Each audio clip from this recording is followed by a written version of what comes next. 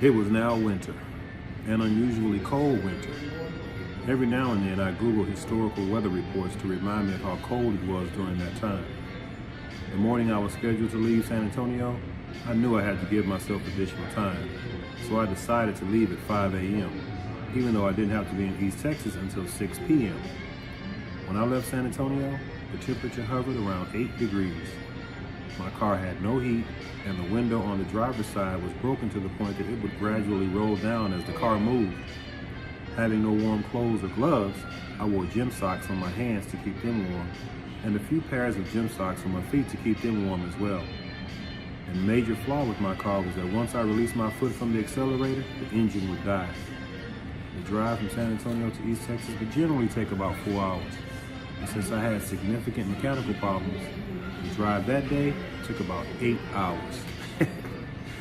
I remember this point, that drive, it was so cold, and my hands were just rolled up in socks, and I wore those as gloves, and I had like layers of socks on my feet just to stay warm. I had to be in East Texas at a certain time, and the coach said if I didn't get there on time, I would lose my scholarship.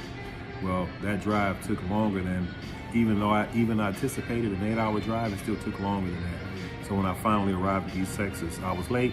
Coach took the scholarship, so I was just kind of stuck up there again. But what I remember about that, it being so cold and things were happening at such a fast pace, when I look back on that time, it just reminds me of just how much it takes for us as black men to kind of persevere through things, persevere through life, because things are going to happen to us. And how we address those and how we deal with that is going to determine our success or lack thereof in life. So even though my journey was what it was and I had the bumps and bruises that I had, it was all a blessing to me. But I look back still and laugh about what I had to go through on that particular drive all the way to East Texas State University, and just trying to get there and do what I had to do.